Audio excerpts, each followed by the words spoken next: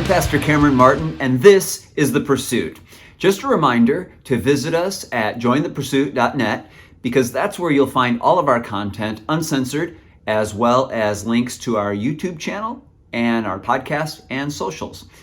Today I'd like to start with a question for all of us. I'm only slightly concerned that this may come across as a little too bold.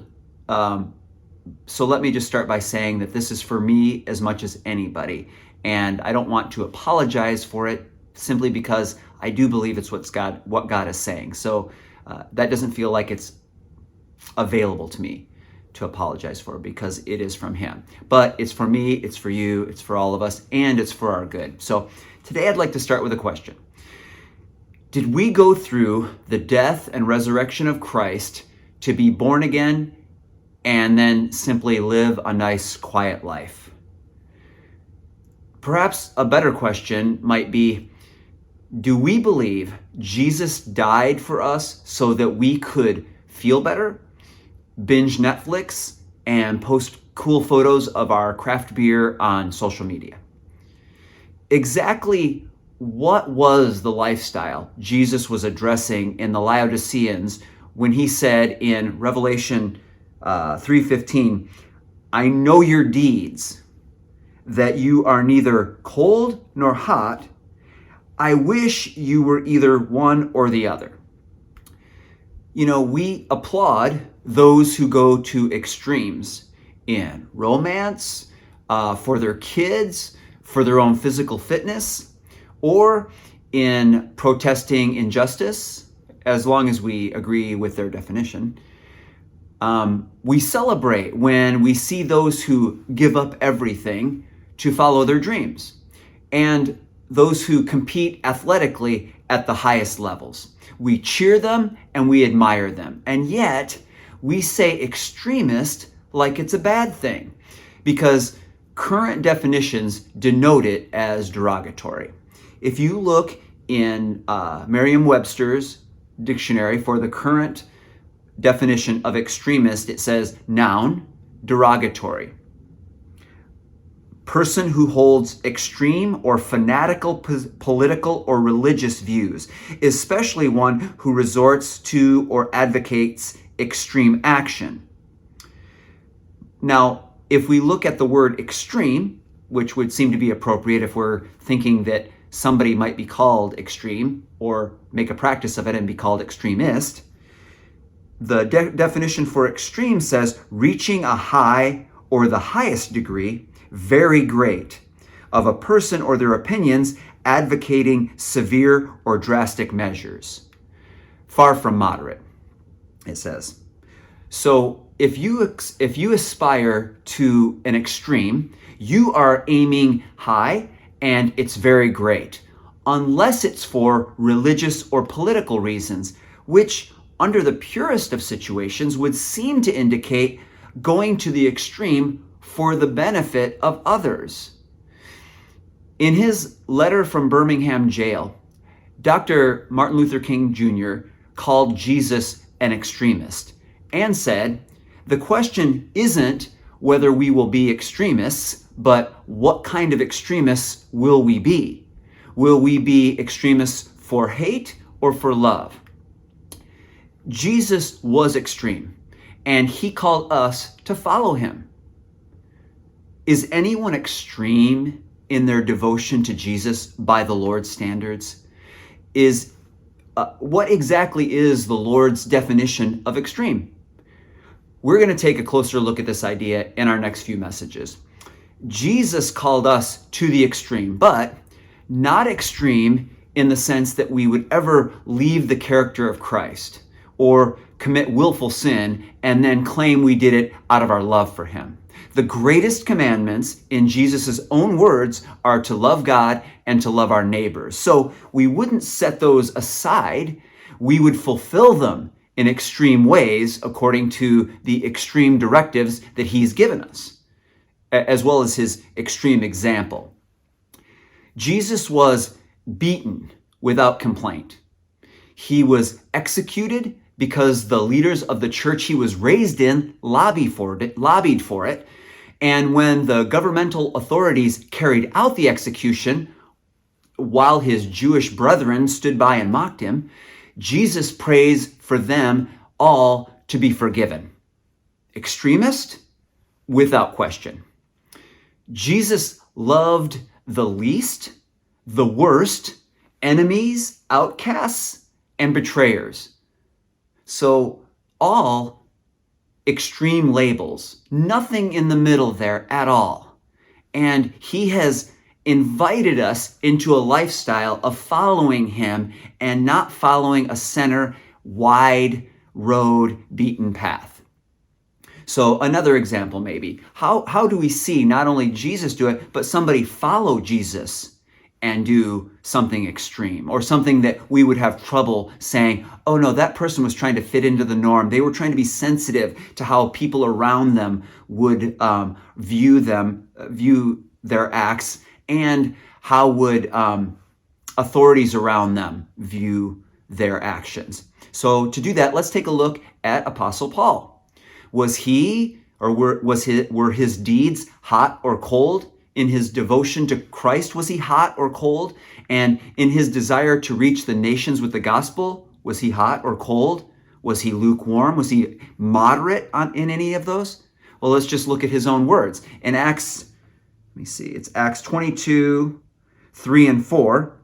This is Paul speaking, and he says, I was just as zealous for God as any of you are today. I persecuted the followers of this way to their death, arresting both men and women and throwing them into prison. Then he says more about himself in 2 Corinthians 11, 23 through 27. And he says, are they servants of Christ? I am more. All right, so already setting the stage. Is there a norm or a perceived target for acceptable in our current society? That's what he's saying there. Well, if there is, then I am more, however you label that. I would say there's no way to not label that as out of boundaries, and by definition then extreme when looking at the normal. So again, he says in 2 Corinthians, are they servants of Christ? I am more. I have worked much harder, been in prison more frequently, been flogged more severely, and been exposed to death again and again. 5 times I received from the Jews the 40 lashes minus 1. 3 times I was beaten with rods. Once I was pelted with stones. 3 times I was shipwrecked. I spent a night and a day in the open sea. I have been constantly on the move.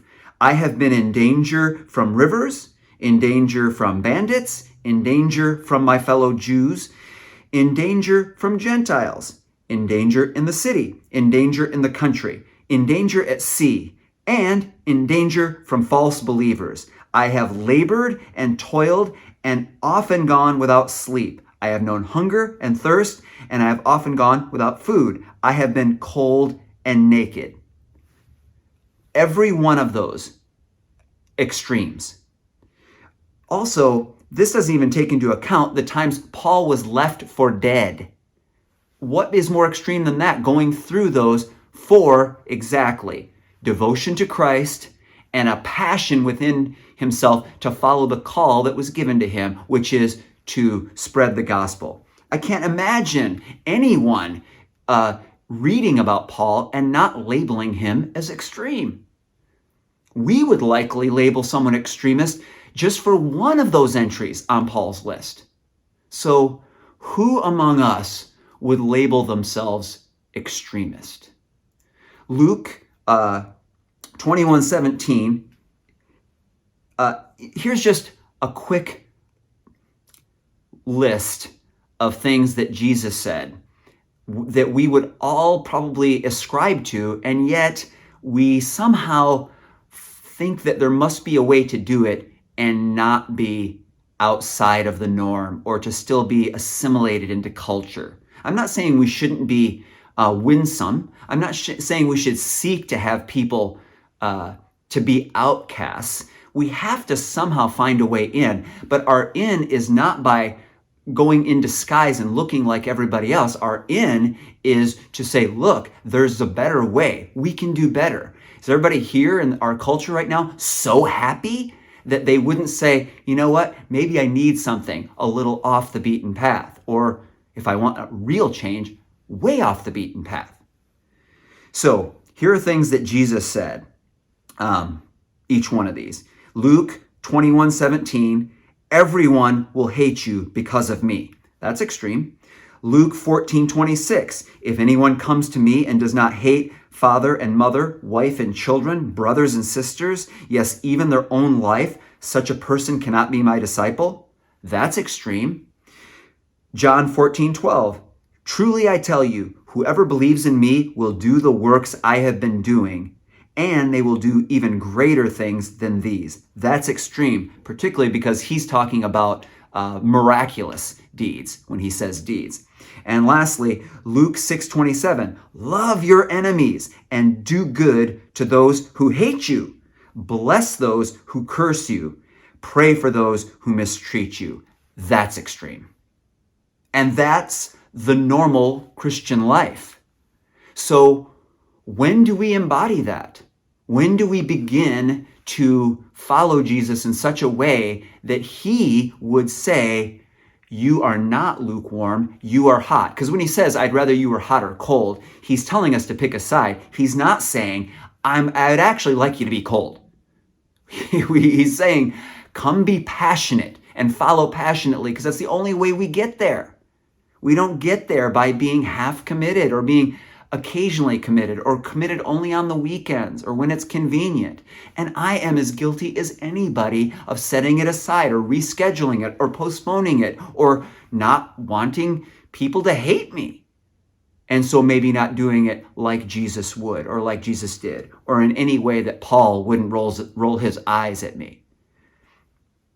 So when do we find our way toward what not we would call or view in our culture as the normal Christian life, but what not others, but what we see written in Scripture about what apparently was and should be still the normal Christian life?